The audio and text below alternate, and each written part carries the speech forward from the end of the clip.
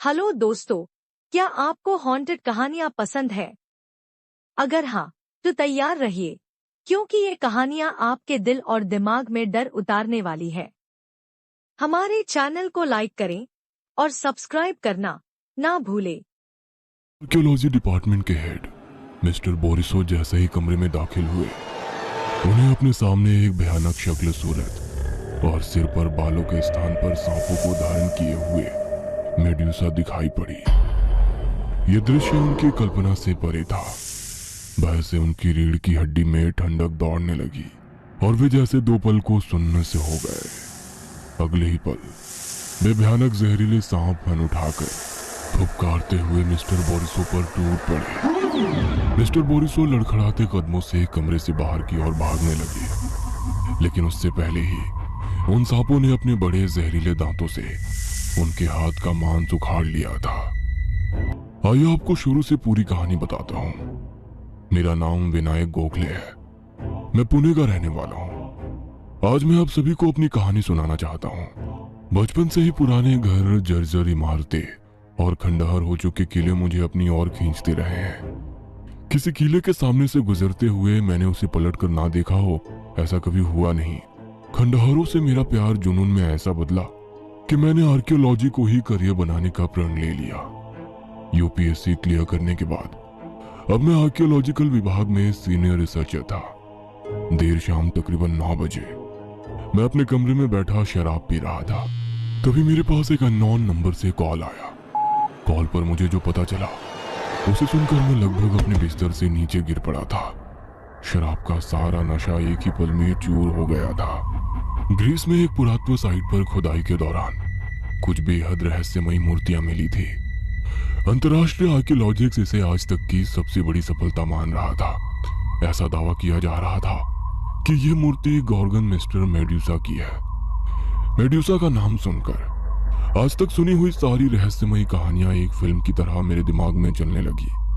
मैं किसी भी तरह भारत की ओर से ग्रीस जाकर उन मूर्तियों को देखना चाहता था। मेरी कल्पना से भी परे सचमुच मुझे ग्रीस जाने और साइट पर अपनी रिपोर्ट बनाने के लिए इंडियन गवर्नमेंट राजी हो गई थी।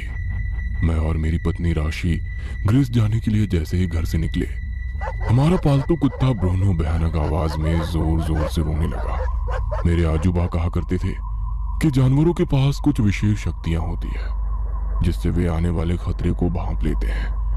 ब्रूनो को शायद हमारे ऊपर आने वाले संकट का आभास हो गया था, लेकिन हम इस समय ज्यादा सोच पाने की स्थिति में नहीं थे। ब्रूनो को मेरी माँ को सौंपकर हम ग्रीस की यात्रा पर निकल गए। ग्रीस पहुंचकर मैंने जैसे ही उस मूर्ति को देखा, मैं सन्न रह गया। ये कोई मूर्ति नहीं थी।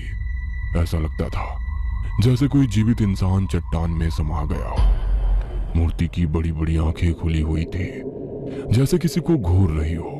चेहरे पर विस्मय के भाव आकर ठहर से गए थे और सर पर बालों की जगह असंख्य सांपों की आकृति बनी हुई थी। उस मूर्ति को देखकर मेरे पूरे बदन में झुरझुरी सी दौड़ गई। आपकी कल्पना सत्य होकर सामने आ जाए तो एक झटका सा लगता है। सब कुछ बिल्कुल वैसा ही था जैसा कि मैंने किताबों और कहानियों में पढ़ा था। मेड्यूसा को देख लेने के बाद इस बात की पुष्टि भी स्पष्ट सी की जा सकती थी कि उससे जुड़े जितने भी किस्से प्रचलित हैं, शायद वही गॉर्गन सिस्टर का इतिहास रहा है। मैंने अपनी रिपोर्ट लिखकर एक तरफ रख दी और अपनी खिड़की से बाहर का सुंदर दृश्य देखने लगा। तभी मेरी पत्नी राशि वहां आ गई। हो गई आपकी रिसर्च? अब तो बताओ क्या सीक्रेट मिशन चल रहा है? आखिर कौन सा खंडहर देखने हम भारत से ग्रीस आए हैं? अच्छा पास बैठो, सब बताता हूँ। राशि को मैं खींचकर अपने पास बैठाते हुए मैं उसे पूरी कहानी सुनाने लगा। तुम शायद जानती नहीं हो, ग्रीस से संबंधित एक किंवदंती है कि यहाँ दूसरी शताब्दी के समय एक बहुत सुंदर स्त्री रहा करती थी। उसके सुनहरे लंबे बाल थे और रंग बिल्कुल गुलाब की तरह था। उसकी खूबसूरती ऐसी थी कि जो भी उसे देख लेता था उसके मुंह से आह निकल जाती थी। दरअसल वो यहाँ की 3 गॉर्गन बहनों में से एक थी जिसे अमरता का वरदान नहीं मिला था। मेडुसा देवी एथेना की भक्त थी और इसीलिए उसने अजन्म में पवित्र रहने यानी कि ब्रह्मचार्य का पालन करने की शपथ ली थी। उसके रूप को देखकर अनेक पुरुष उसे रिझाने की कोशिश किया करते, लेकिन मेडुसा तो एथेना की भक्ति में लीन थी। वो एथेना के मंदिर में रहकर पूजा पाठ किया करती थी। देवी एथेना भी उसकी भक्ति से बहुत खुश थी लेकिन उसकी सुंदरता ही उसकी दुश्मन बन गई। मेडुसा की खूबसूरती के चर्चे दूर दूर तक फैलने लगे। पोसाइडन ने जब मेडुसा को देखा तो वो उसका दीवाना हो गया। कहते हैं कि उसने मेडुसा को बहला फुसलाकर अपनी बातों में फंसा लिया, जिससे कि एथना के मंदिर में ही मेडुसा की पवित्रता भंग हो गई। इस कारण देवी एथना बहुत क्रोधित हो गई और उन्होंने उसकी सुंदरता को एक अभिशाप में बदल दिया। मेडुसा को इतना बदसूरत और डरावना बना दिया कि कोई पलटकर कभी उसकी ओर ना देखे। जब इतने से भी एथना का मन नहीं भरा तो उसने मेडुसा को एक और श्राप दिया। आज के बाद अगर किसी भी पुरुष ने तेरी आंखों से आंखें मिलाई तो वो पत्थर बन जाएगा। एथना के श्राप के बाद सब मेडुसा के करीब आने से घबराने लगे। मेडुसा के सर पर भयानक जहरीले सांप फन निकाले दिखाई देते थे। उसका चेहरा गहरा, हरा और भयानक हो गया था। उसके दांत भी भद्दे और टेढ़े मेढ़े हो गए थे। अब वो एक सुनहरे लंबे बालों वाली सुंदरी की जगह एक डरावनी भद्दी राक्षसी लगने लगी थी। मेडुसा अपने दिन गुजारने के लिए अफ्रीका चली गई, जहां एक पुराने से किले में वो अपनी दोनों बहनों के साथ रहने लगी। इधर देवी एथेना और राजा ने मिलकर पर्सियन को मेडुसा का सर लाने का काम सौंप दिया। पर्सियन एक महान नायक था। उसने बड़ी बहादुरी से मेडुसा की आंखों में देखे बिना ही उसका सर काट दिया और उसे अपने साथ ग्रीस लेकर आ गया। कहते हैं कि उसने बाद में सर को यहीं ग्रीस में किसी गुमनाम सी जगह पर गाड़ दिया था। मुझे लगता है जहां से यह मूर्ति मिली है जरूर यह वही जगह रही होगी जहां पर्सियन ने उसका सर गाड़ा था। बस एक पहेली है जो अभी भी मेरी समझ से बाहर है, वो ये कि अगर उसने मेडुसा का सर यहां गाड़ा था तो हमें कोई कंकाल मिलना चाहिए था, और इतनी सदियां बीत गई है शायद कंकाल भी नहीं मिलना चाहिए अब तो। लेकिन हमें मिली है एक पत्थर की कटे सर वाली मूर्ति। अब इस मूर्ति की पहेली क्या है ये समझना अभी बाकी है। शुरुआती कार्बन डेटिंग से ये तो कंफर्म हो रहा है कि ये मूर्ति है तो दूसरी शताब्दी की ही, यानी कि हम सच के बेहद करीब है। मैं अपनी लौ में बहता हुआ अपनी पत्नी राशि को पूरी कहानी सुनाता जा रहा था। कहानी सुनाते हुए मैं कहानी में इतना खो गया था कि मैंने एक बार भी पलटकर राशि की ओर नहीं देखा था। मैंने एक बार भी महसूस नहीं किया कि राशि के हाव भाव कुछ बदल गए हैं। मेरी बात को खत्म होने के बाद राशि कुछ भारी सी आवाज में बोली, बस इतना ही जानते हो? अगर रिसर्च करने ही आए हो तो चलो आज पूरी कहानी मैं तुम्हें सुनाती हूँ। राशि की बात सुनकर मैंने गौर से उसकी ओर देखा। उसकी आंखें बिल्कुल लाल हो गई थी, चेहरा भी गुस्से में तमतमा रहा था। राशि की आवाज, बात करने का लहजा और चेहरे के भाव बिल्कुल बदले हुए दिखाई पड़ रहे थे। मुझे घूरते हुए गुस्से से भरकर उसने मुझे आगे की कहानी सुनानी शुरू की। मेडुसा बहुत खूबसूरत थी। मेडुसा की खूबसूरती के कारण अब एथेना के मंदिर में पुरुषों का आना जाना बहुत बढ़ गया था। वे सब देवी के दर्शन के लिए नहीं बल्कि मेडुसा को देखने आती थी। उसके सुनहरे बालों और गुलाबी रंग से एथेना को अब जलन होने लगी थी। जब पोसाइडन ने मेडुसा के साथ जोर जबरदस्ती करनी चाही तो मेडुसा ने अपनी इष्ट देवी एथेना को पुकारा और दौड़कर मंदिर में छिप गई। उसे यकीन था देवी एथेना उसकी पवित्रता भंग नहीं होने देंगी, लेकिन वो नहीं आई। उन्होंने पोसाइडन को नहीं रोका और पोसाइडन ने इतना कहकर राशि सुबकने लगी।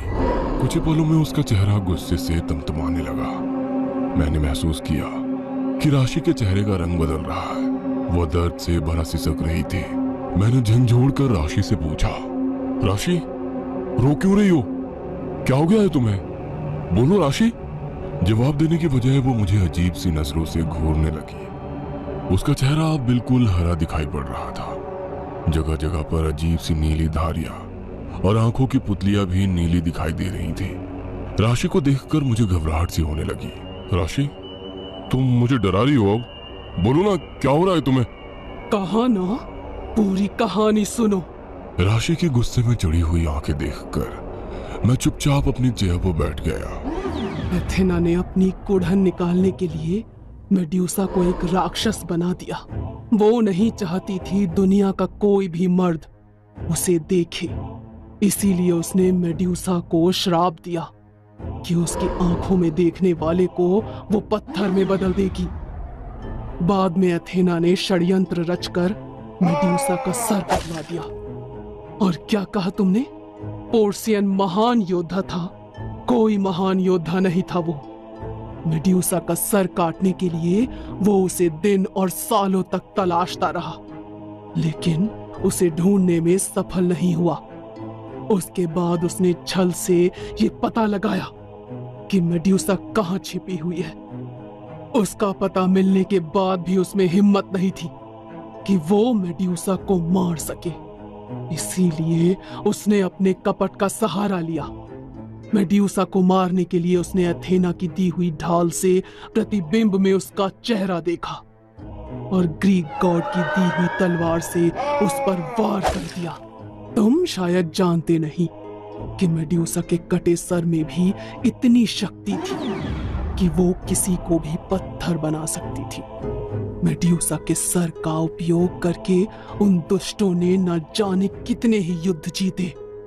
मरने के बाद भी मेड्यूसा का अंत नहीं हुआ था और एथेना इस बात से अभी भी चिंतित थी। इसीलिए मेड्यूसा का अंत करने के लिए एक दिन मेड्यूसा के सामने आईना रख दिया गया। अपना ही चेहरा आईने में देखने से मेड्यूसा का सर उसी क्षण पत्थर में बदल गया। उसके बाद एथेना और पर्सियन ने मेड्यूसा के सर को एक गुमनाम जगह पर सैकड़ों हजारों फीट गहराई में छिपा दिया। एथेना जानती थी कि अगर कभी भी इस पत्थर की मूर्ति पर रक्त की बूंदें गिर पड़ी तो मेड्यूसा की भटकती हुई आत्मा उस पत्थर के सर तक पहुंच जाएगी। राशि के मुंह से सारी बातें सुनने के बाद मैंने डरते हुए आखिरी प्रश्न किया, लेकिन तुम ये सब कैसे जानती हो राशि? क्योंकि मेड्यूसा लौट आई है वो। मीटिंग के दौरान मेरा ध्यान भटका और कांच का गिलास मेरे हाथ से छूटकर नीचे गिरकर टूट गया। नीचे झुककर उसे उठाते समय मेरे हाथ में एक कांच का टुकड़ा धंस गया, जिससे खून बहने लगा। अचानक से खून बहता देखकर मैंने अपना हाथ झटक दिया, जिससे खून की कुछ बूंदें मेड्यूसा की मूर्ति पर भी गिर पड़ी। अब मैं समझ गया था, यानी कि मेरे कारण मेड्यूसा की आत्मा वहां पहुंच गई। मैंने अपने सूखते हलक से अटकते हुए पूछा, तो क्या तुम मेडुसा हो? मेरे इतना कहते हैं राशि जोर से ठहाका लगाकर हंस पड़ी। मैं स्टेनो हूँ, मेड्यूसा की बहन। तुम मेडुसा? राशि के इतना कहते हैं मुझे महसूस हुआ एक अजीब सी शक्ति आकर मुझसे टकराई। अगले ही पल मेरा शरीर बस में नहीं था। मेरे सर पर असंख्य सांप लटक रहे थे। मेरा चेहरा भद्दा और भयानक हो गया था। मेडुसा के सांपों ने एक साथ फन उठाकर फुफकार मारी तो भीतर से मेरा भी कलेजा कांप उठा। अब वो भयानक आवाज में चीखने लगी। उसके सर के सांप हवा में बिल्कुल सीधे खड़े हो गए थे। मुझे अपने शरीर पर कीड़ों के रेंगने का स्पर्श महसूस हो रहा था। मेडुसा राक्षस थी या देवी पता नहीं, लेकिन अब वो एक शैतान का रूप ले चुकी थी। उसकी बहन स्टेलना जो राशि के शरीर में थी, उसके सर पर भी अनेक सर्प बिलबिला रहे थे। मैं सब कुछ साफ साफ महसूस कर पा रहा था, लेकिन खुद को बेहद कमजोर महसूस कर रहा था।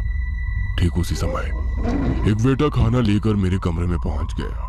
मुझे पता था अगर मेडुसा ने उसकी आंखों में देख लिया तो वो बेचारा पत्थर हो जाएगा। इसलिए मैंने झट से आंखें बंद कर ली। मेरे आंखें बंद कर लेने से मेडुसा को गुस्सा आ गया और उसी पल उसके सर पर लटकते सांपों की गर्दन लंबी होने लगी और वे जाकर वेटा के गले से लिपट गए। मेडुसा जोर जोर से हंस रही थी और वो बेचारा वेटा तड़प तड़प कर अपने प्राण त्याग रहा था।